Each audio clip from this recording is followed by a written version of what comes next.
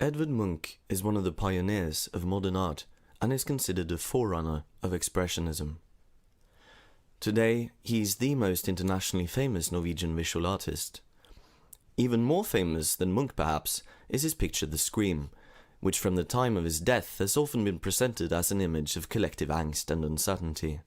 The motif has throughout the years continued its gradual passage into the sphere of popular culture through countless adaptations and caricatures. Today, The Scream is known all around the world. But let's go back to the beginning.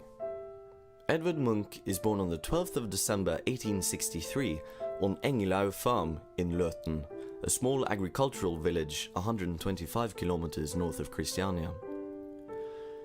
Only a year later, the family moves to the capital, where they live in several different locations during the course of Edvard's childhood.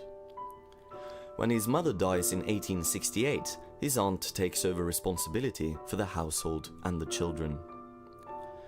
Edvard's interest in drawing is awakened already in his early childhood, inspired by his aunt. Together with his siblings, Munch creates vignettes, doodles and whimsical drawings and illustrations for the compositions and short stories in the schoolbooks.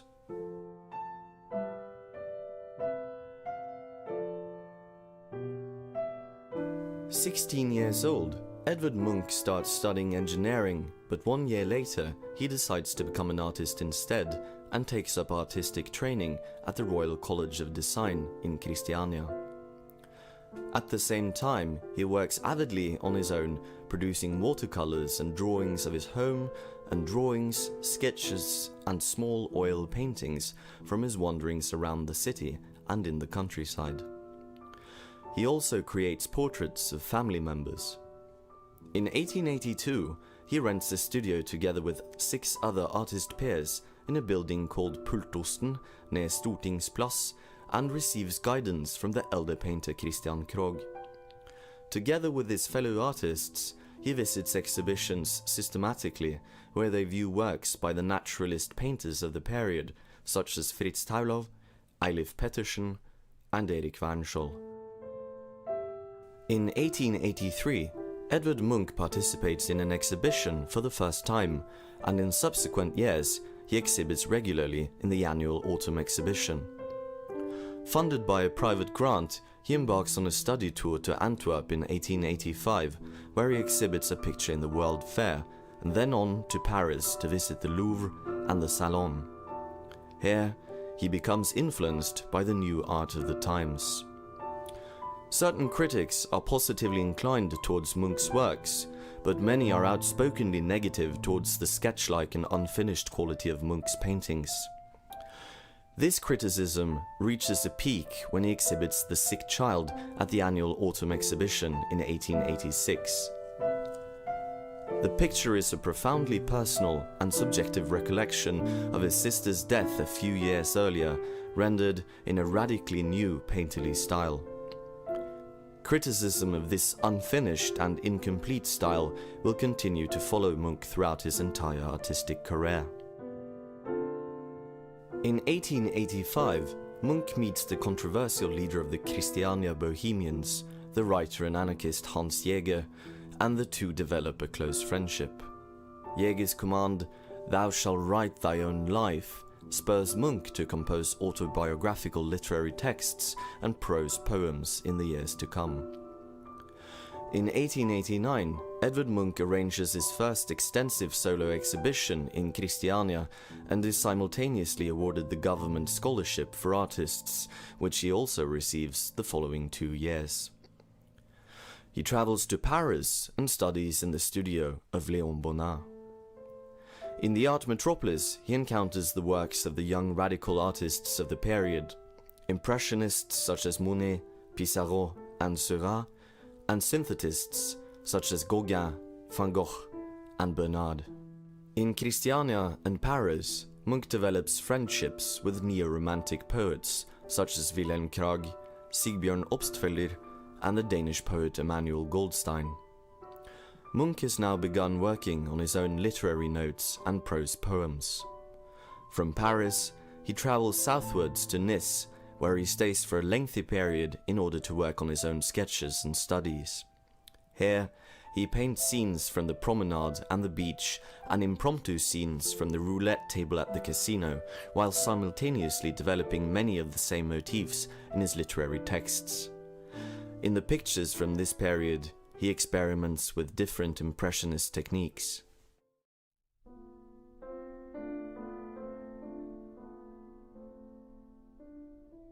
After yet another extensive solo exhibition in Christiania in 1892, where Munch shows works from his study tours abroad, he receives an unexpected invitation to exhibit at the Berlin Art Association. The exhibition leads to a deep rift among the members of the association, and it is closed down after only a few days. Munch has become both infamous and famous overnight, and immediately sends the exhibition on tour to a number of cities in Germany before it returns to be shown once again in Berlin.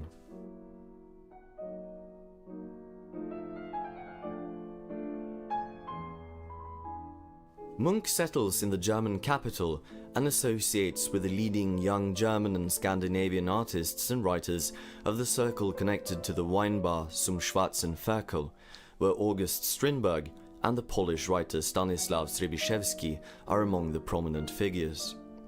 In Berlin, Munch works intensely on a series of pictures with motifs related to the fundamental human experiences of love, angst, and death.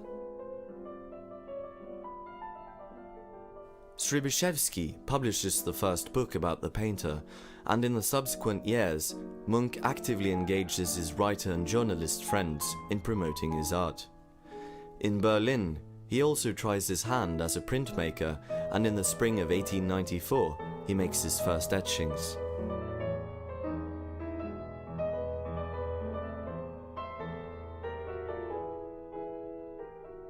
In 1896, Edvard Munch travels from Berlin to Paris, where he continues to experiment with other graphic techniques, primarily lithography and woodcut. He tests various color techniques, and with the woodcut, explores alternatives and makes puzzles, as well as more simple compositions out of the woodblocks.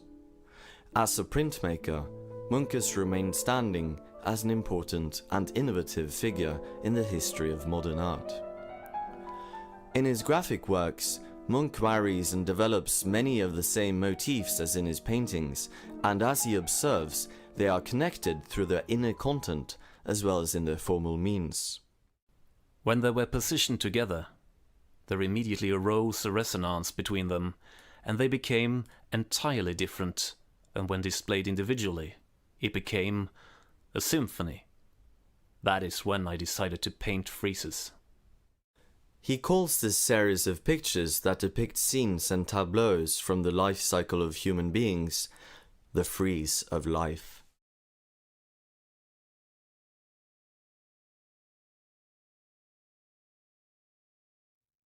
In 1898, Edvard Munch purchases a small fisherman's cabin in Åsgårdstrand, a coastal town with whitewashed houses where he had spent many summers since his youth. The undulating coastline and the bright summer nights were very important for Munch's artistic development. Many of the motifs in the frieze of life were conceived and developed here. In the house and garden, he finds peace and quiet to work, and he finds respite during difficult times.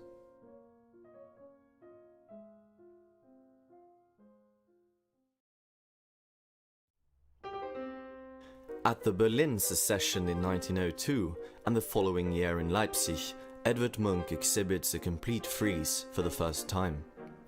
Recognition in Germany leads to new commissions and projects, and he gradually acquires a large network of art dealers, gallery owners, writers and patrons who are consistently engaged in his art.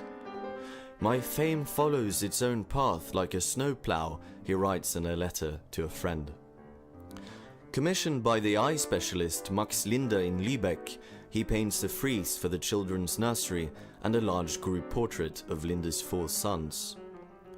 He receives a number of portrait commissions from among the circle of leading German cultural figures associated with the Nietzsche archive in Weimar, and also paints a monumental posthumous portrait of Friedrich Nietzsche for the Swedish banker Ernest Thiel.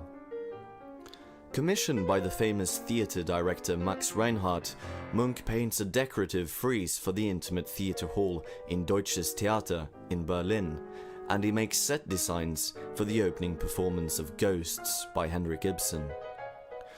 Disheartened by a doomed love affair, alcohol abuse, and enormous work pressure, he decides to stay for an extended period in Warnemünde on the Baltic coast in an attempt to lead a healthier lifestyle and gather strength. During this period, he develops a new and more life-affirming idiom. He paints monumental pictures of bathing men on the beach, and he works on yet another picture series called The Green Room. During these years, he also arranges a long line of exhibitions in Germany, Scandinavia, and in Central Europe.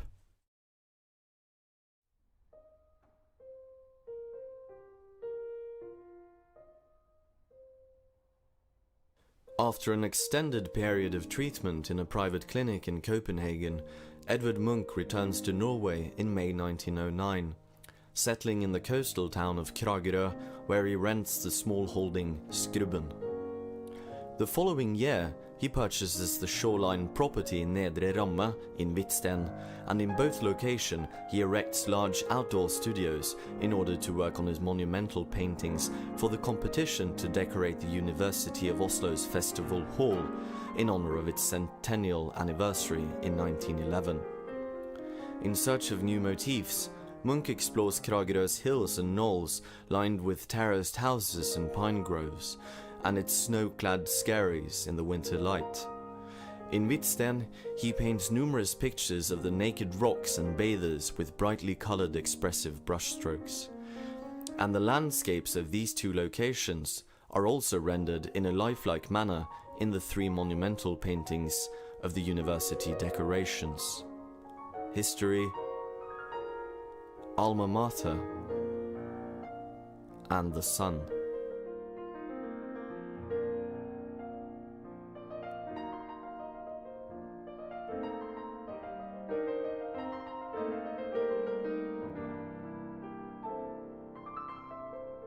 Munch has now gained greater recognition in Norway.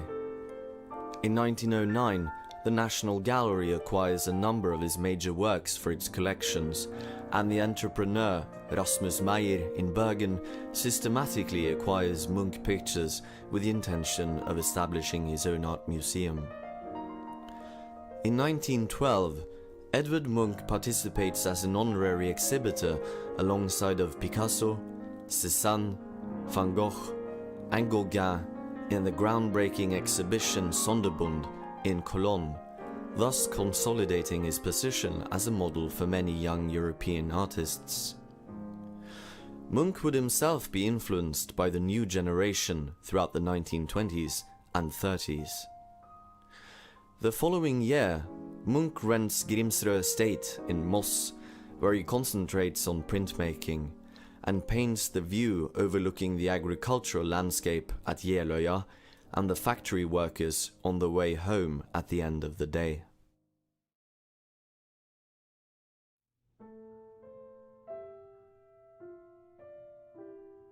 Edvard Munch has now completed the university decorations, which after many diversions and postponements is finalized in 1916. That same year, he purchases the property Ekely in Skøyen on the outskirts of Christiania. Here, he constructs outdoor studios, large studios in wood and a studio built of brick, serving as a place to work during the winter months. He begins an extensive painterly exploration of his close surroundings and the unique features of the property: the apple orchard, the elm grove through the seasons, the park and flower garden, and the view overlooking snow-clad fields in the moonlight. He paints a number of self-portraits, portraits of visitors, and numerous female nudes. He is also fascinated by and paints the animals on the small holding: the horse, his own dogs, and the neighbor's ferocious canine beast. In the outdoor and wooden studios, he develops and experiments further with the frieze of life and other monumental ideas. In 1921, he paints a frieze commissioned by the Freia chocolate factory for its workers' cafeteria, where many of the motifs are brighter and simpler variations of the motifs taken from the frieze of life and other earlier friezes. In 1927, the most extensive retrospective exhibition of Munch's works to date is shown in the National Gallery in Berlin, and later the same year in the National Gallery in Oslo, with great success. In Germany, Munch buys a small film camera, which he enthusiastically tries out. When he sustains a serious eye injury in the beginning of the 1930s, he registers almost scientifically the cause of the illness and the shadow images that appears on the retina of the eyes in numerous watercolors, drawings, and notes. During the same period, he takes a series of striking photographic self-portraits.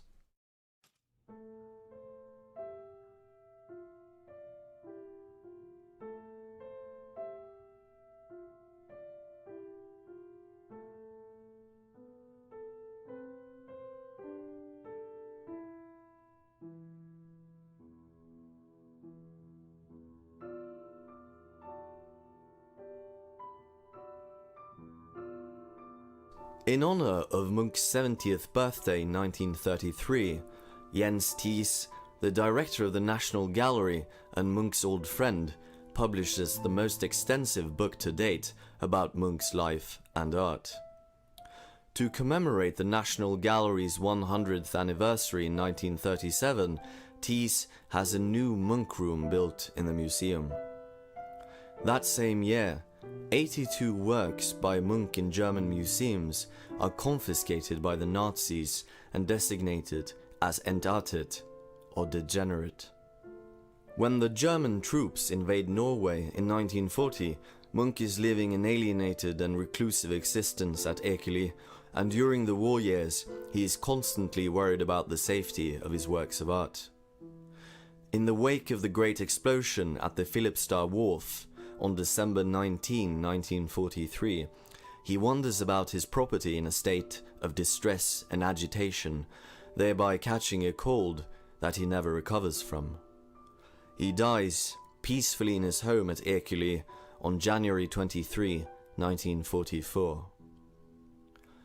In his will, dated 18 April 1940, he leaves his works of art to the municipality of Oslo.